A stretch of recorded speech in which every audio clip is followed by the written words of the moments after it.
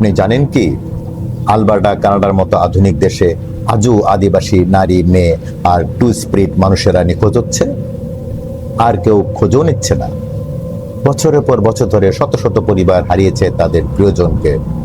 কেউ স্কুলে যাচ্ছিল, কেউ কাজ থেকে ফিরছিল, কিন্তু আর কখনো ফিরে আসেনি।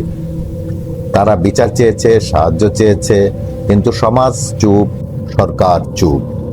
এই সংকট এসেছে বহু বছর আগের অন্যায় থেকে। উপনিবেশিক শাসন, বৈষম্য আজও সেই জ্বালা থামেনি। আমরা আজ তাদের কণ্ঠস্বর হতে চাই।